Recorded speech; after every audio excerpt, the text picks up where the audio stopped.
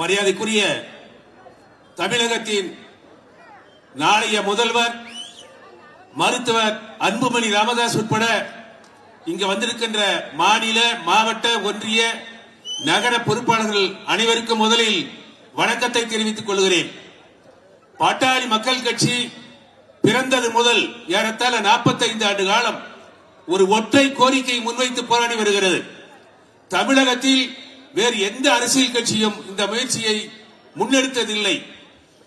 பாட்டாளி மக்கள் கட்சியின் மிகப்பெரிய மனிதாபிமான கோரிக்கை, மக்கள் மீது பாசமுள்ள கோரிக்கை, மக்களை நேசிக்கின்ற கோரிக்கை, மது இல்லாத மாநிலம் வேண்டும் என்பதுதான். மதுவால் தமிழகத்தில் உள்ள இளம்பெண்கள் கிராமங்கள் தோறும் எவ்வளவு பேர் தாலி அறுத்திருக்கிறார்கள் என்பது கிராமப்புற இளம் பெண்களுக்கு, பெரியவர்கள், தாய்மார்களுக்கு அனைத்து பேருக்கும் தெரியும். அதே போன்று இந்தியாவை பொறுத்தவரை பல்வேறு சமூகங்களை, சமயங்களை, சமுதாயங்களை உள்ளடக்கிய ஒரு தேசம் இது. அதுவும் குறிப்பாக தமிழகத்தில் பெரும்பான்மையாக இருக்கிற வன்னிய சமுதாய மக்கள், பட்டியல் இன மக்கள், இரு சமுதாயமும் ஒன்றுபட வேண்டும் என்று மருத்துவர் ஐயா அவர்கள் பல்வேறு காலகட்டங்களில் சமுதாய ஒற்றுமை மாநாடுகளை நடத்தி காட்டியிருக்கிறார். வன்னியர் பட்டியலின ஒற்றுமை மாநாடு, அருந்ததியர் வன்னியர் ஒற்றுமை மாநாடு போன்ற பல்வேறு மாநாடுகளை நடத்தி தமிழகத்தில் ஒரு முன்னுதாரணமான அரசியல் கட்சியாக வளர்த்தெடுத்து வந்திருக்கிறார்.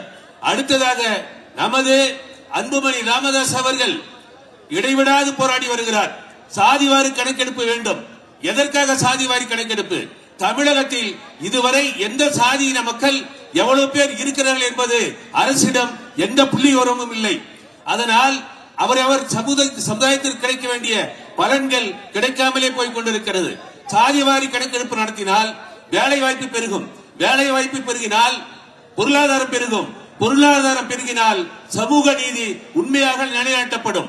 இதுதான் மருத்துவர் அன்புமணி ராமதாஸ் அவர்களின் ஒட்டுமொத்த கோரிக்கை. இந்த கோரிக்கை தமிழகம் முழுவதும் எதிரொலித்து வருகிறது. பாட்டாளி மக்கள் கட்சி வன்னிய சமுதாயம் மட்டுமே சார்ந்திருக்கிற கட்சியாக இல்லை, பல்வேறு சமுதாய மக்களை உள்ளடக்கிய கட்சியாக.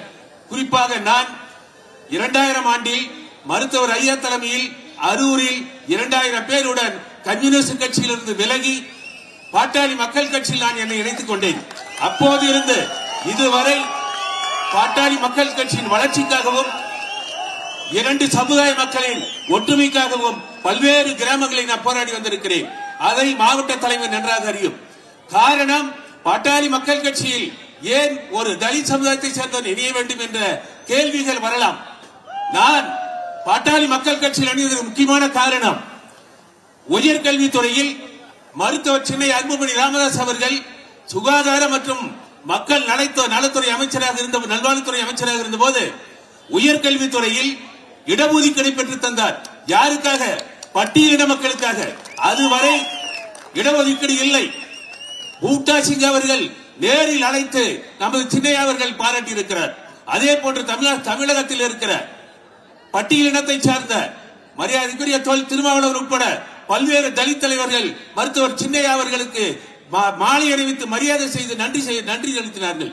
அதை போன்று இப்படிப்பட்ட கோரிக்கையை வலியுறுத்தி வருகிற மருத்துவர் சின்னையா பின்னால் நிற்காமல் வேறு யார் பின்னால் நிற்பது? அனைத்து சமுதாய மக்களின் நலன் காக்க போராடுகிறார்.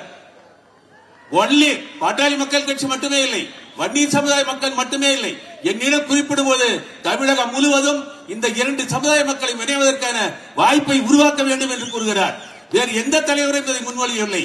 நான் நேசிக்கின்ற இடதுசாரி இயக்கங்கள் கூட மதுவை ஒழிக்க வேண்டும், மதுவில்லாத மாநிலம் வேண்டும் என்று இதுவரை கோரியதில்லை. காரணம், அவர்களுக்கு சரியான புரிதல் இல்லை. இடஒதுக்கீடு வலியுறுத்தி ஒரு இயக்கம் கூட கண்டதில்லை இடதுசாரி இயக்கங்கள். அதனால் இடதுசாரி இயக்கங்கள் பலமிழந்து போனதற்கு முக்கியமான காரணமாக அது.